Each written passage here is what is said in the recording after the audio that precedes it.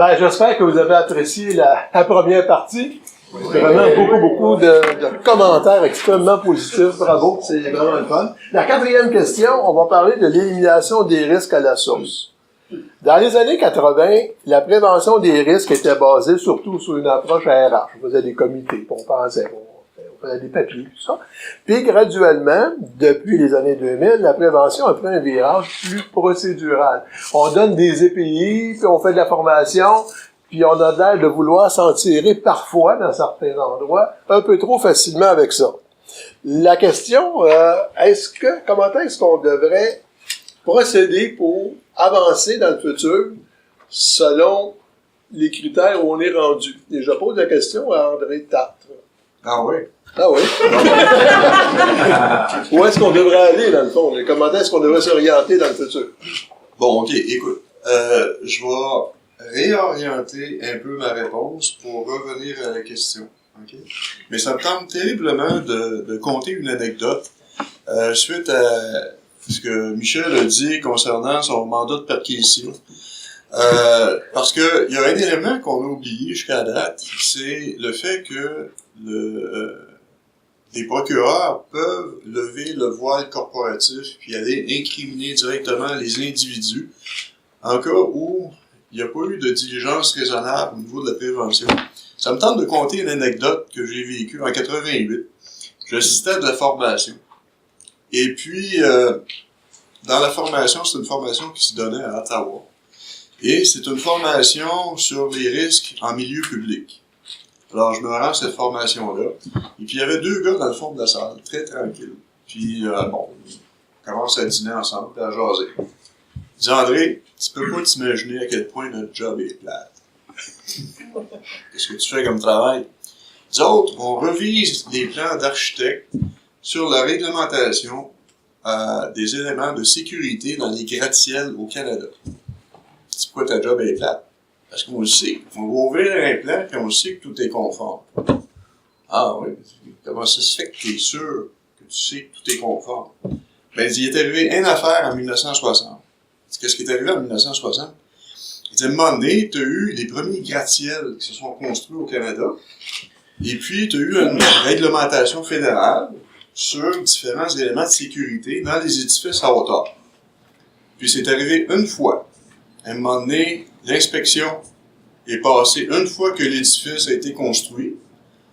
Ils ont été voir le propriétaire, puis ils ont été dire, ton escalier, il n'est pas à bonne place. Peux-tu t'imaginer le genre de discussion qu'il y a eu après? Hein? Et moi, veux pas, le C21, puis le fait qu'on peut lever le voile corporatif pour aller incriminer au criminel l'individu, on peut parler de prévention, on peut parler de programme de prévention, mais pour moi, si ces causes-là se multiplient, ça va être l'escalier qui n'est pas à bonne place dans l'immeuble. Ça va être un moyen de sensibiliser. Moi, je suis montréalais, je me promène au niveau des chantiers de construction, parce qu'on en a quelques-uns à Montréal. Je peux vous dire que je passe à côté des chantiers de construction, j'en vois plus j'en vois tout le temps des dispositifs anti-affaissement pour des excavations. En l'an 2000, j'étais vérificateur au moment des enlèvements des réservoirs souterrains. Tu demandais ça, puis tu passais pour un extraterrestre. Et les causes qui ont eu lieu avec M. Fournier Excavation, tous les entrepreneurs sont au courant maintenant de la cause. Donc, il n'y en a plus un qui creuse sans mettre un dispositif anti-affaissement. Et ça, si on regarde ce qui va arriver dans l'avenir, les causes qui vont arriver au fur et à mesure dans le futur, ça va vraiment dessiner des lignes à tout le monde, à tous les employeurs, même aux individus, aux travailleurs. Écoute, si tu peux être tenu criminellement responsable parce que tu n'as pas été diligent, là, c'est plus une question d'aller chercher un profit, de performer pour avoir des statistiques. C'est une question où toi, là, ça peut changer ta vie parce que tu vas faire de la tôle. Là, c'est différent. Oui. Mais je veux juste préciser. Oui. Il n'a pas été accusé de négligence criminelle. Okay. D'homicide involontaire. C'est une cloche en haut. Parce que lui a maquillé la C'est quand même un an et demi de prison. Côté humain, là, pensez-y, là, il était dans le trou à côté de son travailleur. OK? Puis, Son beau-père. Son ex-beau-père. Ben, en plus, OK. Et puis, il va faire 1 an et demi de prison à l'âge qu'il a. OK? Juste le côté humain de ça, là, c'est terrible. Là. OK? Et la leçon que ça donne à tous les autres entrepreneurs, au même point que les 2 gars d'Ottawa en 88, il y avait un job super plate parce qu'il y a pas, il changeait un point virgule dans le règlement, puis tous les architectes au Canada étaient au courant qu'il y avait un point de virgule de plus dans le règlement. Parce que si tu mets l'escalier dans un gratte-ciel à mauvaise place, faut que tu finis ta carrière en Papousie, tu n'es plus capable de travailler au Canada dans l'Amérique du Nord. T'es fini, là. Donc, si tu extrapoles la même chose avec des accusations criminelles, pour moi, ça a le même impact, ça a la même valeur. Oui. Est-ce que quelqu'un dit quelque chose à rajouter? Non? Je pense que ça fait partie d'un processus d'éducation encore. Pour moi, la santé et sécurité, c'est de la formation puis de l'éducation. On a adopté C21, il y a eu beaucoup de conférences sur C21, mais je rencontre encore des gens aujourd'hui qui n'en ont aucune connaissance, donc des nuits quand je leur parle d'article 217.1 du Code criminel. Et il faut qu'il y en ait d'autres condamnations. J'ai pas besoin que les gens soient envoyés en prison à vie, mais je pense qu'il y a besoin d'en avoir plus. Il faut réveiller la très haute direction. Et c'est même pas soulever le vol corporatif, c'est l'obligation d'un employeur de s'assurer que les gens qui travaillent pour lui rentrent chez eux le soir avec tous leurs morceaux et qu'il prend. C'est parce qu'ils n'ont pas la perception. Il y a quelqu'un qui disait là, c'est lui qui est responsable de la santé et sécurité. Non, c'est toute la haute direction qui est responsable de la santé et sécurité, mais ce message-là est pas assez véhiculé. Il faut que ça soit dans le public. C'est de l'éducation. Puis on parle, il y a de la publicité de la CSST là. La publicité de la CSST devrait s'orienter là-dessus, parce que... Probablement, justement, M. Desmarais, c'est que avec le C21, là, probablement, pourtant, ils l'ont tous eu, là, les employeurs, depuis que c'est arrivé. Là. Ils ont tous eu de l'information, ils prennent ça, OK, c'est correct, mais on dirait qu'ils n'ont pas d'impact, ils voient pas l'impact que ça pourrait avoir sur eux. Ils l'ont pas pris personnel. C'est ça, exactement. Puis, effectivement, au même titre que la santé et sécurité ou l'environnement, il devrait même pas, comme par exemple, que ce soit un ministre de l'Environnement, ça devrait être le premier ministre qui devrait s'occuper de l'environnement d'une part, et au niveau de la santé et sécurité, au niveau aussi, parce que c'est les travailleurs, c'est monsieur et madame tout le monde, là. C'est ça, là. Au lieu que ça soit un directeur de santé et sécurité, voyons donc, c'est la première personne responsable, c'est le boss. C'est lui qui signe les chèques. C'est ta job de donner tous les outils dont il y a besoin pour s'assurer que le monde ne se blesse pas chez lui. Tout à fait. Tout à fait. Mais c'est par la publicité, par des condamnations. C'est bête, j'ai un procureur patronal, dites-le pas maintenant.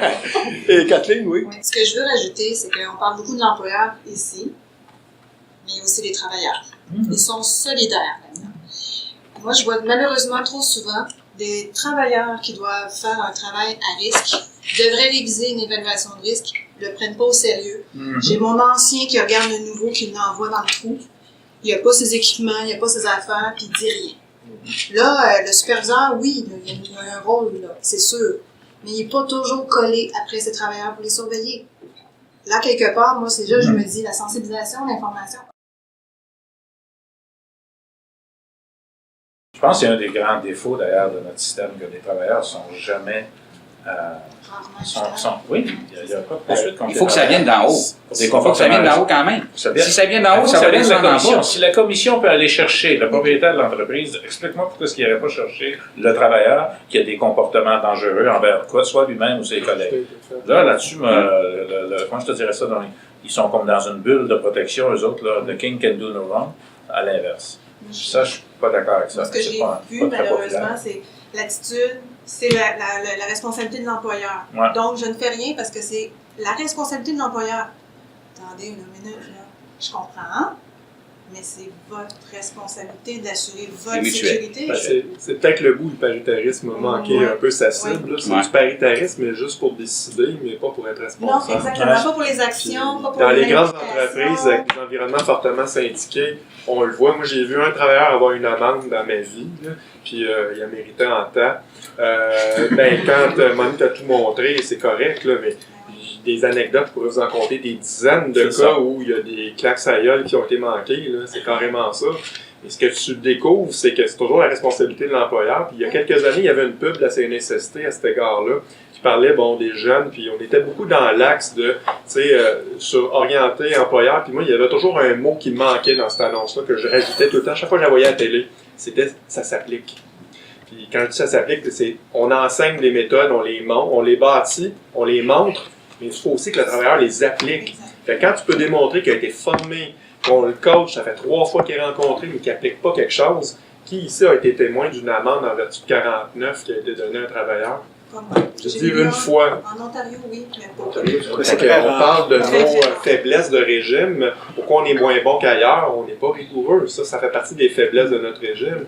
C'est un peu dans toutes les directions. On a une intervention ici.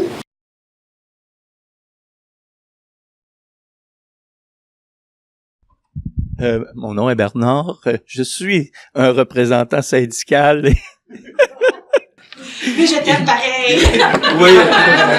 J'écoutais au niveau de la C21 et surtout, je travaille dans une entreprise mondiale qui est un siège social aux États-Unis. Mais comment qu'on peut arriver vis-à-vis qu'on essaie de faire beaucoup de choses en santé et sécurité avec l'entreprise et on va dire localement, et d'arriver de faire comprendre à des gestions qui sont dans un autre monde, dans un paradis où qu'on met des très beaux programmes et de les faire vivre vis-à-vis. Et je vais même ajouter tout à l'heure, c'est vrai qu'on a, pour emmener les deux parties, travailleurs dans un changement de culture et de pas brûler les jeunes, parce que présentement, on a une jeune coordonnatrice santé et sécurité, là, de 28 ans, et de venir avec toute sa passion, là, que je vois, et puis qu'on est dans un milieu syndiqué, et puis qu'on arrive déjà avec une vieille culture, et aussi de changer cette culture-là, de dire, ça a toute la responsabilité, soit de l'employeur, ou soit du représentant en prévention, comme mes confrères et consoeurs disent, c'est toi la santé et sécurité, Bernard, dans la partie. En tout cas, c'était mon commentaire. Merci, Bernard. D'ailleurs, ça fait partie de la diligence raisonnable d'un dirigeant d'entreprise que de prendre des mesures disciplinaires lorsqu'il y a des violations. C'est le devoir d'autorité. On a un autre commentaire. Je vais parler d'une expérience, de mon expérience personnelle. Je travaille dans une grande municipalité, puis ceux qui me connaissent savent où est-ce que je travaille. Puis on parlait des tensionnements des tranchées excavation. C'est un sujet sur lequel la CNESST a été très, très diligente à suivre les organisations, puis il travaillait très, très fort à justement s'assurer que les tensionnements se faisaient bien. Puis dans certaines unités de la municipalité où je travaille, il y a eu un travail sérieux qui a été fait de sensibilisation des contremaîtres, des employés col bleu et tout ça. Puis il en est venu à un moment donné où est-ce qu'on avait des inspections, puis au lieu de recevoir un avis de dérogation ou une amende, on recevait des félicitations. Puis c'est rentré dans la culture de l'organisation de faire les tensionnements comme il faut, à tel point que quand il y a des privés qui vont faire des excavations et que ils auront pas été tensionnés et que nos employés doivent descendre dans ces excavations-là pour aller faire des raccordements sur le réseau municipal, ils vont refuser de descendre si le tensionnement n'est pas fait de façon adéquate. Puis c'est arrivé à quelques reprises que j'ai dû me rendre sur des chantiers pour expliquer au privé comment faire sa job parce que lui, il savait pas comment faire. Donc, il y a moyen de mettre en place une culture dans l'organisation puis que ça rentre. Puis maintenant, s'il y a un changement de contremaître, c'est les employés qui vont expliquer au contremaître comment ça se fait. Mais ceci étant dit, on est très, très bon au niveau de tranchée excavation, mais dans d'autres domaines, on a encore de très, très, très grands défis. Fait que c'est une petite équipe qu'on a réussi à convaincre, mais c'est pas toute l'organisation, malheureusement.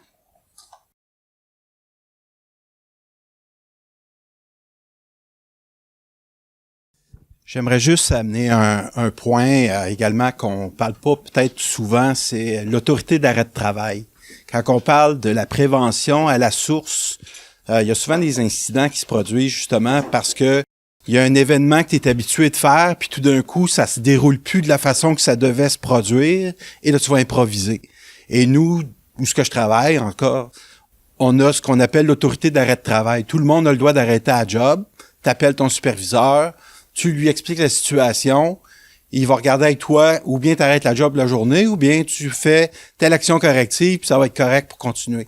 Mais je pense que beaucoup, si on pense à la question comment procéder, s'orienter dans le futur, il y a beaucoup à apprendre de cette autorité d'arrêt de travail-là, parce qu'il y a beaucoup d'incidents, d'accidents qui se produisent justement par des situations imprévues. Tu sais comment faire ta job, tu es formé, tu es qualifié, mais dès qu'il arrive quelque chose d'un facteur extérieur, parce qu'on a souvent des facteurs extérieurs en sa construction ou d'autres gens autour de nous, et c'est important de prendre le STAR, s'arrêter, traiter, agir, réviser, puis prendre 2 minutes puis se dire, est-ce que je suis formé, je suis qualifié, je suis équipé, puis je suis capable de faire ce travail-là? Sinon, ben j'arrête. Puis il y a beaucoup de gens qui pensent que l'autorité d'arrêt de travail, c'est arrêter la job. C'est pas arrêter la job, c'est arrêter temporairement la job. C'est peut-être 15 minutes la job, le temps qu'on rappelle du monde. Ici, on va se parler, parce que là, il y a des risques autour de moi, j'aime pas ce que se passe, et je trouve que c'est dangereux. Et j'aimerais ça vraiment là, qu'on travaille en communication, puis tu me dises ce que tu vas faire dans le futur, comme ça me mettra pas à risque. Alors moi, je pense que ça, pour le futur, c'est vraiment quelque chose qui doit être mieux éduqué pour les travailleurs, l'autorité d'arrêt de travail. Merci. L'intention dans le livre blanc était correcte de vouloir déculpabiliser. Ça donne rien de chercher un coupable suite à un accident. Okay? La recherche d'un coupable, en fait, vient juste faire en sorte que les gens se protègent puis on réussit jamais à aller au fond des choses. Mais en voulant déculpabiliser, en fait, ce qu'on s'est trouvé malencontreusement à faire, c'est qu'on a déresponsabilisé. Et là, il y a une différence énorme. Parce que ce qu'on est en train de voir, on parle de culture depuis tantôt, la culture en santé-sécurité va passer par quoi? Va passer par une responsabilisation des employés. OK? Oui, ça s'implante top-down, mais en même temps, une culture, c'est un ensemble de valeurs, d'attitudes, d'habitudes, de comportements, même des fois d'artefacts, qui sont partagés par un grand nombre de personnes dans l'organisation. Ben, il faut que ça soit aussi faut que ça bouillonne puis que ça vienne de la base également. Alors, si on veut atteindre ça, collègue Jean Normando, collègue et moi, on a donné la définition suivante de responsabilisation, c'est de recourir de manière accrue à l'intelligence de nos employés pour qu'ils prennent des initiatives pour corriger des situations dangereuses, qui rencontrent dans le courant de leur travail, initiatives pour lesquelles on leur donne du pouvoir et des ressources, mais pour lesquelles on les tient imputables. Pensez-y comme il faut, puis si on responsabilise les employés de cette façon-là, ils vont exercer de façon correcte l'autorité d'arrêter de travail, ils vont lever la main quand tu vois quelque chose de dangereux, ils accepteront pas de balayer des risques en dessous du tapis. Puis ça donne, puis je l'ai vu là, dans plusieurs entreprises, et c'est plus long, ça prend beaucoup de sensibilisation, beaucoup de formation, beaucoup de dire, de répéter. Puis oui, des fois, faut pouvoir prendre un bâton puis tracer une ligne dans le sable puis dire ça s'arrête là.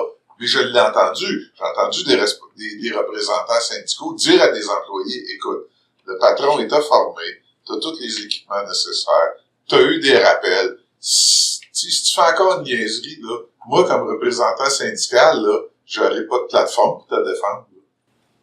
C'est ça, le droit que l'employeur doit exercer son droit de gérant. Oui, tout à fait. En dernier recours. Est-ce que, André, tu aimerais conclure là-dessus? Ben, là, c'est beau, on parle du milieu municipal, on parle de l'autorité d'arrêter de travailler.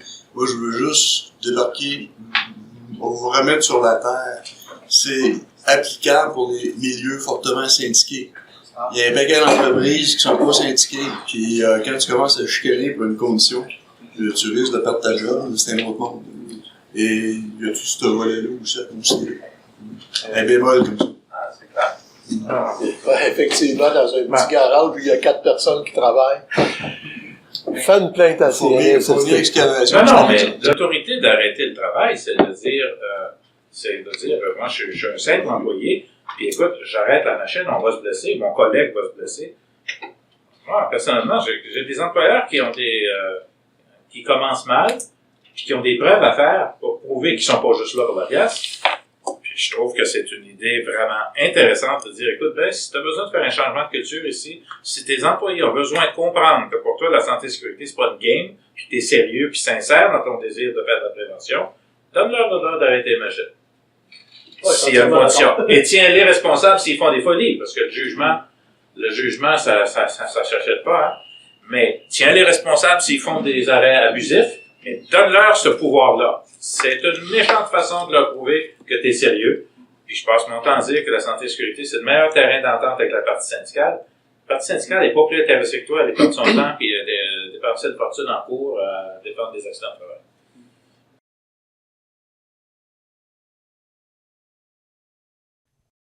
Bonjour. Bon, parfait. Moi, ce que je remarque là au niveau, mettons, employé-employeur, des fois, la santé et sécurité overkill un petit peu. Ça veut dire que des fois, on en fait trop pour ce que c'est.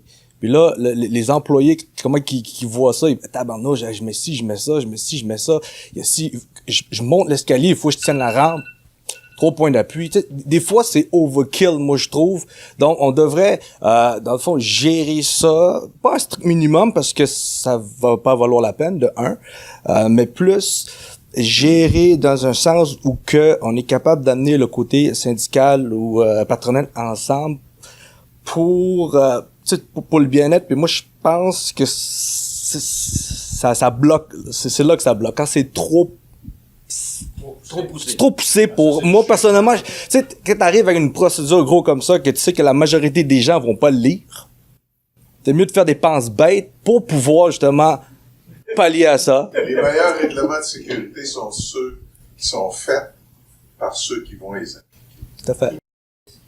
T'impliques ta gang. Tout à fait. Tout à fait. Mais tu sais, on en voit beaucoup là de places, là, avec des procédures gros comme ça, mais que je pose la question à la personne, puis est-ce que tu connais ta procédure de cadenassage?